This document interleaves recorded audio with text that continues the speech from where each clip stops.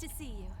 Alright there, Revenants, welcome back to Code Vein in the Road 100, where today we are in 82 stars, the new star of the game, and we are going to be running this playthrough to discuss a very wrong way to play the game, and it is all going to be about adventuring and occasionally bossing, but mainly focused on adventuring and setting up builds that are not meant to be played this way, and they are meant to be set up for staggers, especially with weapons that hit the ground. So we are going to be interested in this gift right here all the way through the game this time, and we are going to be looking at a lot of the weapons that strike the ground, and they are very interesting when coupled with impact wave, as there are very few things in the game that do lots and lots of balance damage, and this is one of those kind of strange ways to do that. And the obvious king of balance damage is Firestorm, and that is not what we are going to be doing. We will be coupling it in at different points, but we are mainly going to be focused on the idea of striking the ground and what kind of builds you can get away with impact wave and striking the ground, and whether or not they are worth building for versus the just straight up all out attack force. And you'll notice that impact wave will kind of die off as we get through the game, and this is a very difficult build to develop with what we have currently in our list. As you can see, most everything is struck out, and if we get rid of strength and vitality up, even more of our blood code goes away. So very difficult to put this together, to understand how all these things are working, to actually make a build that suffices the sniff test, right? So as we go along here, you'll notice there will be a lot of strange choices in how we are adventuring, but it is all going to be focused around this attack right here for the for this blade. So we will just kill these guys for a second, we'll get some ichor, and then we will be on our way with this build, kind of going above and beyond what it really should be doing when we do this attack. As you can see, most everything is going to die here very fast, very easily. Okay, so now we have these two. So now, when we use this, we can make use of impact wave, and we can stagger these guys as we go along, because we have this amazing coupling between precision and our ability to use impact wave. Okay, and you'll notice that, like, we'll mainly be killing these guys in 1 or 2 hits here along the way, and that is just simply because of the 40% multiplicative increased damage there, plus the 1600 damage that we have on the weapon itself right from the get-go here. But you'll notice that even though we are at the very beginning of the game here, we are able to do some pretty crazy things here with what we have running.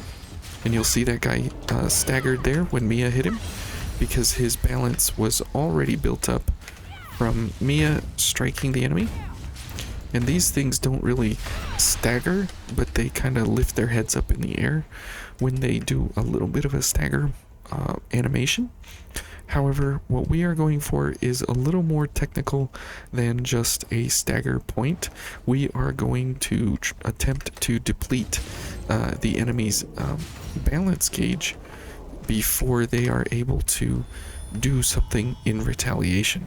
So you'll notice that we have a couple of gifts there that we haven't used yet, and they are active gifts to make sure that we always have a stagger potential, Shockweb and Will-o'-the-Wisp. Now these are absolutely mandatory if you are going to be doing any kind of stagger as you get into a boss fight. And for regular enemies here, as we go along the way, we don't really need those. Okay, so we'll try... Oh, you saw there, this guy got staggered a couple times there. And Mia also staggered this guy when she hit him. So that was very, very good. Now, Shockweb sticks around for about 10 seconds here.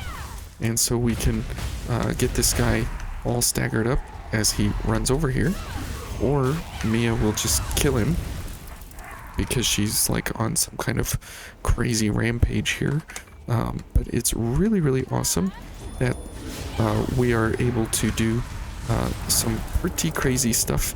You saw there that guy got staggered, and he was in the middle of an attack animation, and then our attack actually overrode his ability set there, which is really, really great, because if you get to a position where your attack fills up the enemy's balance and they can't actually accomplish an attack during that moment in time, then you will override the enemy's attack, which is really great because sometimes you're in the middle of an animation, and during that animation, if you connect first, whatever the enemy was going to do to kill you, most likely, you override that animation, and because of that overriding of that action, you actually connect the enemy staggers, and then you are free to do something else, which is pretty incredible. So there, that guy got staggered. He got staggered twice already. So he got staggered twice before he was able to do something, and you saw there, because of us staggering him, he was able to be killed immediately. Whoops. And you can see we stagger these guys before they actually get attacked, which is great. Okay. And we staggered that guy twice just because we did a plunge attack, and then we whoops, okay, and there's another stagger. Ouch. So you saw that with the big guy, when we staggered him, we were able to do a oh that's what I was talking about connecting with priority of attack. So we did a plunge attack, which staggered him, and then we also hit the ground with impact wave, and then we were able to stagger him a second time. So you can see that there is a lot of death involved in this build for ourselves personally, not necessarily for the enemy, because we are constantly spending a lot of our time trying to get I-Core back to produce impact wave and precision together. Precision affects our weapon, impact wave affects like the enemy that we actually come in contact with when we hit the ground. And so both of those working together, if we strike the enemy with our weapon while we hit them with impact wave, we're able to get the most value and benefit out of our weapon. So we need to be staggering back and forth our ability here to use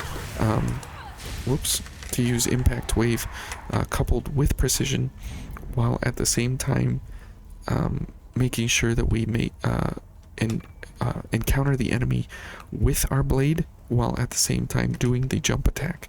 Now this is all based around, you know, one single attack of the jump weapons, and the jump weapons are pretty few when you consider the one-handed swords. Whoops. But the reality is that there are tons of weapons that strike the ground, and that is not what we are talking about here with this weapon set. Because see, if I just go for regular weapon strikes, I mean, the game kind of, you know, becomes really easy because I'm pushing all the buttons in quick succession. But if I'm going for, you know, actual technique here, things get very difficult very fast, because we are going for a very, very, very specific setup. Okay, And again, if we just swing the sword, everything kind of just dies in front of us. But going for this technique, you'll see a little bit more of this, how this is displayed when we go for the Oliver fight here. Whoops, because we are going to be engaging Oliver in such a way that makes great use of our ability to stagger him over and over and over. And it is possible to glitch him out of his phase 2 here, which is pretty hilarious. Okay, and you'll notice that we get hit very, very, very much a lot. Yep. And there's a stagger. Whoops. And Will-o'-the-Wisp has an incredible amount of stagger ability built into it, and so it's really, really great if you can use it to your benefit here. Okay, so if we go for these attacks,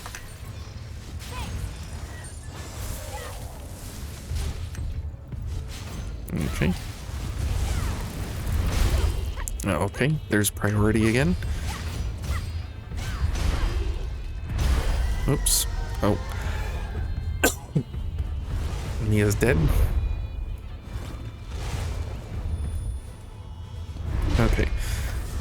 So let's see here if we can get him into a stagger. There we go. Now, because he's staggered, it's not worth it to go for another jump attack here. Without going for, whoops, another attack. So he will stagger in one more hit. Okay, well, and we're dead.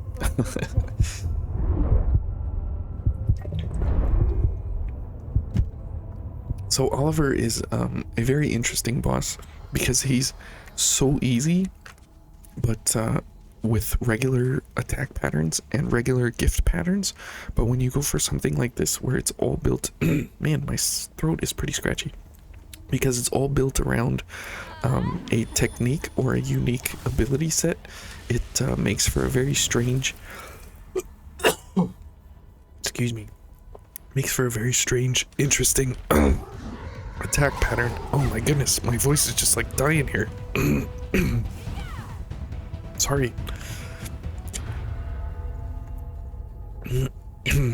Okay, so as you try and engage with this kind of moveset here, you want to make sure that you do the jump attack as often as you possibly can, while not taking too many risks, because you'll notice that there are so many risks to be had here. Okay, so now we are full up and ready. Now he will yep, there's the stagger from Mia. Okay, and we'll do a shock web. Okay, already into phase 2. Let's get some hits there.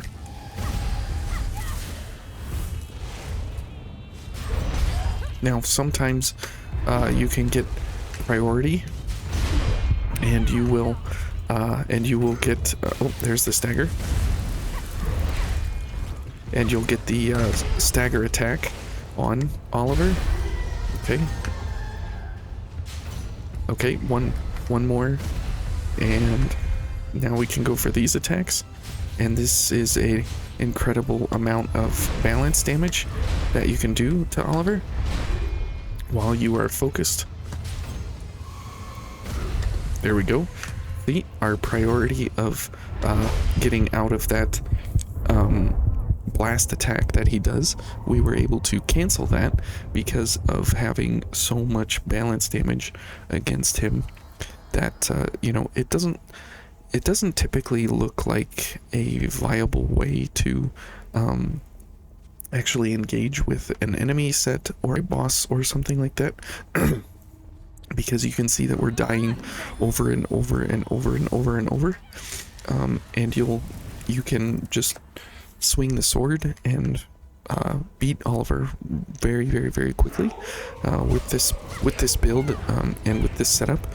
But if you're actually trying to go for as many staggers as possible, it's not possible to stagger over and over and over and over and over and over and over and over and over and over with weapons. So this is just a strange way to bring one-handed swords into the kind of public eye of having the ability to strike the ground with impact wave. And it's a very, very interesting, strange way to interact with a gift. Oliver was like, forget that. Okay, so if we come over here and get 2 attacks in, dodge, get a shockweb, there we go. Oh, and sometimes you can make him swing over your head because you're so short. Not like that. Okay. Let's go for these and we'll stagger him. Okay. We're just gonna die. Thanks, Mia. Okay.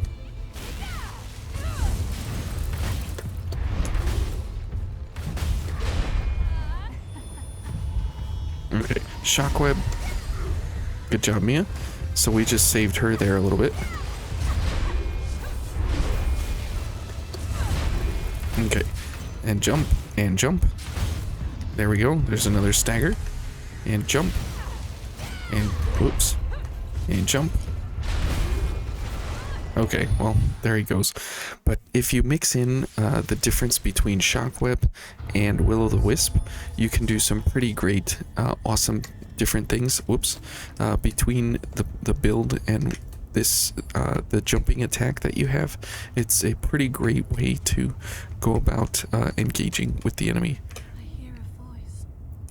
Yeah, sometimes I hear him too. Keep watch. Go and see if she's all right. Once she's settled down, let's get out of here. Okay, Louis. So, if you're interested in a very, very strange way to play the jumping one-handed swords, this is what we will be investigating. All the weapons that strike the ground, and we're going to be making good use of impact wave. Now, it doesn't look like much at this point in time, and that's because we're trying to get some of the much weaker versions of these kinds of builds out of the way first, and then we will get into some of the very strong ones later on in the run. But this time we are going to be starting out simple and easy because we have simple and easy enemies. So this is kind of on the level that the enemies that we are matching with is these basic guys with some basic builds here and some basic damage. So anyways, thank you guys for watching, and this is the Inferno Blade from DLC 1, and we'll see you guys tomorrow for another build like this with the butterfly. We'll see you then. Take care. Bye.